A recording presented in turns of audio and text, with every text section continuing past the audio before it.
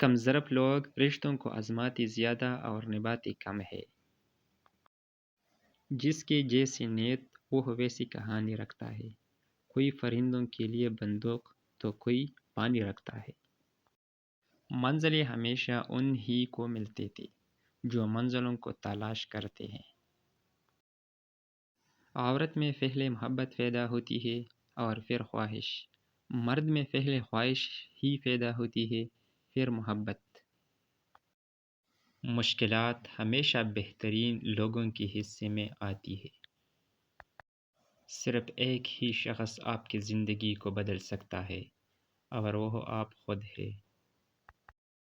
بہترین انسان عمل سے پہچانا جاتا ہے، کیونکہ اچھی باتیں تو دیواروں پہ بھی لکھی ہوتی ہے۔